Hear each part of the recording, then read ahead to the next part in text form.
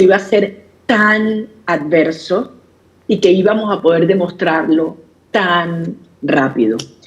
Que Nicolás Maduro se haya negado y además haya recurrido a la violencia más brutal es consistente con su naturaleza, pero considero que es un error para él y para lo que queda de ese movimiento, ya que cada día están más aislados, más deslegitimados y más débiles.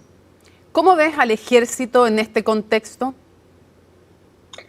Como el resto del país, una inmensa mayoría anhela un cambio. Los ciudadanos militares, los policías, los jueces, los fiscales, Mónica, los mismos anhelos que el resto de los venezolanos. Queremos vivir con dignidad, con respeto, en un sistema que existan leyes donde todos somos iguales. Al final todos queremos a nuestros hijos de vuelta en casa, poder vivir bien.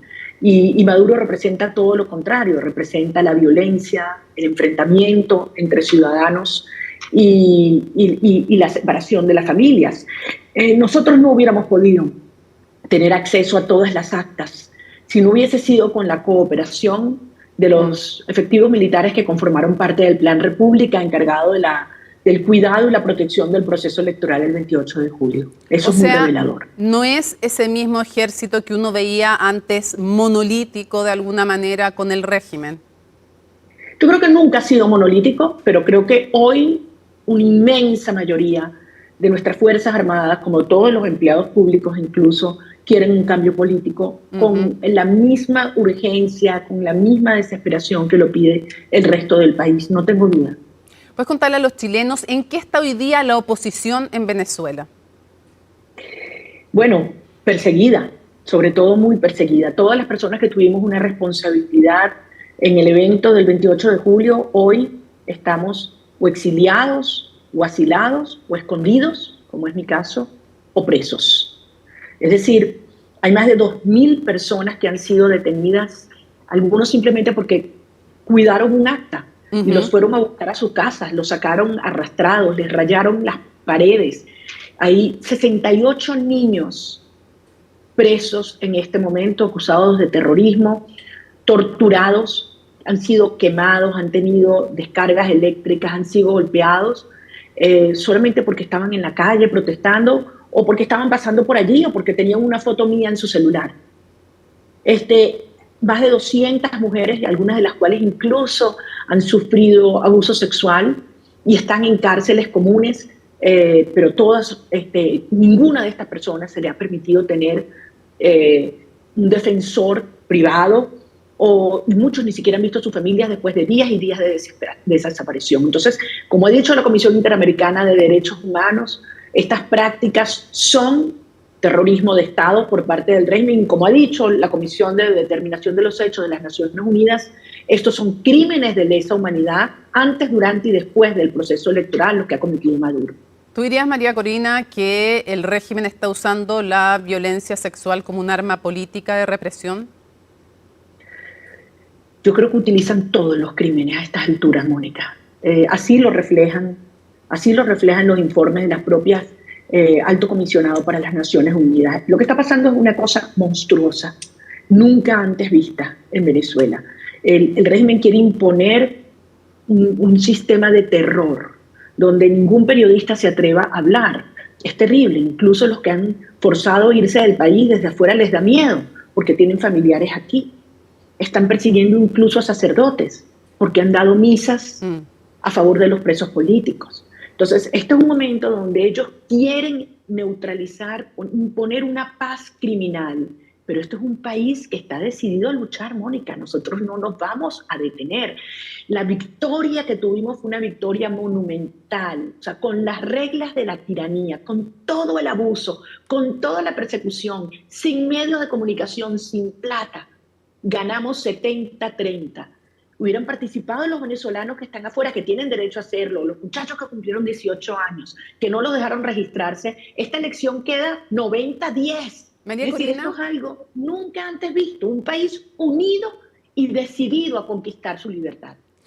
Vimos recientemente la entrega de las actas en el Senado colombiano. Ustedes de manera simbólica hacen esa entrega y tú hablas también telemáticamente con el Congreso colombiano. Quisiera que nos contaras qué otro tipo de contactos están teniendo y si, por ejemplo, desde el punto de vista de Estados Unidos, has podido tener tú u otros dirigentes de la oposición contacto o con Donald Trump o con Kamala Harris. No, yo no he hablado al nivel de los candidatos, Ya. pero sí hemos hablado con personas de ambas campañas. Además, tenemos contacto permanente con el Congreso, las dos cámaras, los dos partidos, porque si algo nosotros hemos logrado es mantener a Venezuela, como también es el caso de Chile, por cierto, es tener un apoyo a todo lo largo del espectro político, porque al final este es un tema que no es de izquierda o derecha, este es un tema de libertades, un tema de derechos humanos, este es un tema de soberanía popular, es un tema de seguridad nacional. Lo es para Chile, lo es para Estados Unidos. Venezuela se ha convertido en el centro de operación criminal de las Américas. Aquí le ha abierto las puertas a todos los grupos terroristas, guerrilleros, narcotraficantes, y sabemos de las relaciones crecientes de Maduro con, bueno, Maduro está en Rusia por otros motivos, no era porque lo iban a aceptar en el BRIC, pero sus relaciones con Putin, sus relaciones con Irán, sus relaciones con Siria y Bielorrusia. Entonces es un tema de seguridad nacional y es un tema en el cual si Maduro prolonga esta agonía, lo que él busca es que millones de venezolanos salgan del país. Eso es lo que Maduro busca y eso no lo podemos permitir.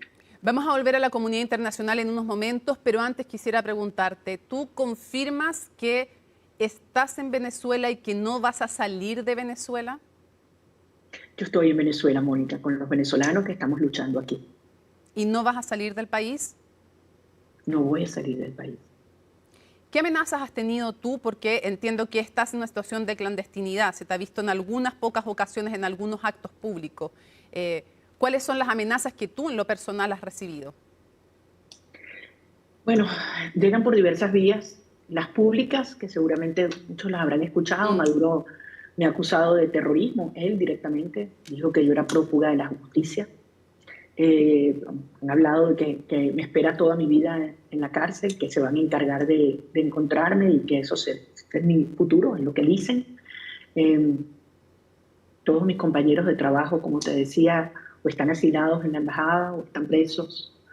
Es una situación muy, muy difícil para la que, la verdad, uno nunca puede prepararse. Sin embargo, yo nunca pensé que iba a tener más trabajo después de la elección, después de haber ganado una elección, para hacer valer el resultado que antes para ganarla. Y la verdad es que aprovecho todos los minutos de mi vida hoy para que el mundo entienda lo que pasó, lo que significa para América Latina hacer valer la verdad y la soberanía popular. Tolerar esto significaría un precedente catastrófico para la región. Acabaría con el concepto de la soberanía popular y las elecciones. Porque todos, absolutamente todos saben que nosotros ganamos por una avalancha frente a Maduro. Esto ya vamos a volver a hablar de política, pero en lo humano, ¿qué pasa con tu familia? ¿Los has visto? ¿No los has visto? ¿Hace cuánto tiempo que no los ves? Hace mucho tiempo que no veo a mis hijos. Mucho tiempo. Los vi en Navidad. ¿Esa fue la última vez? Sí. ¿Estás a punto de cumplir un año sin verlo? Bueno, espero que no llegue ese día. Estamos trabajando duro para que todos los venezolanos puedan volver a nuestro país, nuestros compañeros que están presos y separados también de sus hijos, pero incluso sin que ellos puedan saber de su estado físico. Están en una situación mucho peor que la mía.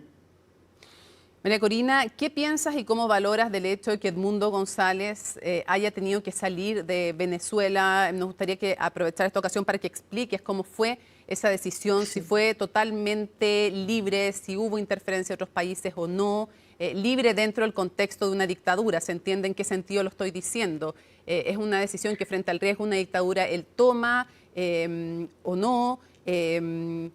¿Crees que fue la decisión la única que les quedaba? ¿Cómo valoras tú esa situación? Una situación terrible, muy oscura, incomprensible para mí en ese momento, porque efectivamente se involucraron varios países. Y fue una operación de chantaje, de amenaza brutal que le aplicó el régimen al presidente electo de Venezuela en una sede diplomática. y donde le hizo creer, sentir, convencerlo de que tenía dos opciones, o el exilio o el helicoide. El helicoide es el centro de tortura más grande de América Sí, Latina, una que está cárcel aquí en política, Venezuela. sí. Y el mundo consideró que por el bien de la causa, además de su vida y su familia, debía irse del país. El régimen lo hizo con el propósito de desmoralizarnos y dividirnos, pero el efecto ha sido todo lo contrario.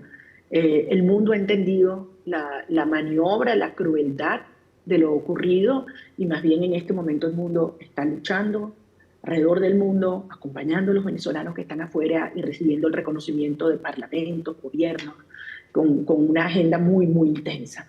¿Y el rol de España en ese contexto cuál fue? Mira, yo creo que aún no se conocen todos los detalles, pero la verdad siempre prevalecerá. En todo caso, yo considero que el mundo fue objeto de presiones absolutamente indebidas. ¿Tú incluyes dentro de esas presiones al gobierno español Al señor Zapatero, sin duda. y al presidente Sánchez? No me atrevo a afirmar eso, no lo puedo afirmar. Al expresidente Zapatero sí, dices tú. Quisiera, Absolutamente, no tengo duda. No tengo duda y además creo que ha hecho otras intervenciones nefastas en esta lucha, en esta causa venezolana. y respecto del presidente Sánchez, ¿lo descartas? Cuando dices no lo puedo afirmar, ¿es porque te faltan pruebas? ¿Tienes esa sospecha o no la tienes? Es obviamente un tema muy delicado y Mm, nosotros no queremos que Venezuela se convierta en un tema que divida a la sociedad a la sociedad española. Por el contrario, queremos que sea como en Chile, donde nosotros hemos tenido el apoyo de todos los grupos políticos, ¿sabes? No solamente en el Congreso, también el presidente Boric. Las posiciones del presidente Boric han sido firmes, nítidas, claras. Su posición en la Asamblea General de las Naciones Unidas fue la correcta. Es decir, el Mundo González ganó, es el presidente electo, hay que apoyar la transición. mm, Aquí no hay medias tintas, porque esto no es un tema, repito, de preferencias ideológicas, ujú, afinidades o amistades. Esto es un tema de valores, de sí. justicia, de democracia, de libertad. ¿Te hubiera gustado que el presidente Sánchez tuviera la misma postura que el presidente Boric? Y me gustaría que los demás presidentes de América Latina que no han tomado posiciones Ujú. similares también la adoptaran, sin duda. ¿En quiénes estás pensando? ¿No? Desde luego, el presidente Lula, el presidente Petro, el presidente AMLO. Es Ujú. decir, creo que el resto de los países de América Latina han sido muy firmes, muy claros. Pero obviamente tiene mucho mérito el caso del presidente Boric porque había en un momento, digamos, por lo menos una relación de comunicación más cercana que con los demás presidentes de América Latina. Claro, por su signo ideológico. Y en ese sentido, ¿qué te parece que en nuestro país todavía el Partido Comunista solo pida las actas, pero no llame a Venezuela una dictadura? Cuando estábamos entrevistando aquí al canciller Van Claveren, fue la primera vez que un miembro del gobierno del presidente Boric llamó dictadura a Venezuela, y ya lo ha hecho hace ya tiempo el propio presidente Boric, ¿no? Pero el Sí. Partido Comunista, que es parte de la coalición de gobierno, su presidente ha exigido la entrega de las actas, pero Lautaro Carmona ha dicho que a mucha honra no llaman dictadura a Venezuela. Yo lo que les sugeriría es que hablaran con el Partido Comunista de Venezuela para que vean lo que este régimen les ha hecho a sus compañeros de aquí de Venezuela, para que vean lo que es un sistema dictatorial y una tiranía, peor que una dictadura. Es un sistema que tortura niños, que apresa mujeres embarazadas, que desaparece y que hace un fraude de esa magnitud y simplemente pretende esconderse detrás de militares, porque esto es un sistema de un gobierno absolutamente militarizado. Mm. ¿Le pedirías algo al Parlamento de Chile? ¿Hay algo más que puedan hacer? ¿Una sesión telemática como el de Colombia contigo? ¿Hay algo más que pueda hacer el Parlamento chileno? Me encantaría eso que acabas de decir. Para mí sería un honor. Yo tengo un enorme respeto a las instituciones democráticas chilenas y a lo que ustedes han logrado. Tengo grandes amigos en todos los partidos que han sido además nuestros compañeros de lucha. Muchos han venido varias veces a Venezuela en estos años. y creo que sería maravilloso llevar las actas al Parlamento chileno también. Y además quiero darle las gracias a Chile por la forma como ustedes han acogido tantos compatriotas. La migración es una tragedia, Mónica. Es una tragedia para nosotros. Es un país que se desangra. Y la permanencia de Maduro podría representar 3, 4, 5, 6 millones de venezolanos más saliendo del país. Y este es el momento de evitarlo. Nunca Maduro ha estado tan débil como hoy. Óiganme bien, nunca. O sea, ¿tú Está no crees, absolutamente aislado. tú no crees que él ya logró consolidarse nuevamente, consolidar la Absolutamente dictadura? no. Absolutamente no. Todo lo contrario. Todo lo contrario. Mira, el 28 de julio, como te decía, fue el descalabro del chavismo. En lugares donde ellos nos ganaban durante 25 años y nos duplicaban, nosotros los triplicamos. Adicionalmente, dentro de la propia estructura del chavismo, por su voracidad y corrupción, ahorita se están matando entre ellos. Las tensiones, las acusaciones, desapariciones, se meten presos. Es decir, es un proceso que por dentro mismo se los está carcomiendo. Están absolutamente aislados internacionalmente. No solamente todo el mundo sabe que es un dictador, es un tirano, pero es un torturador y un criminal.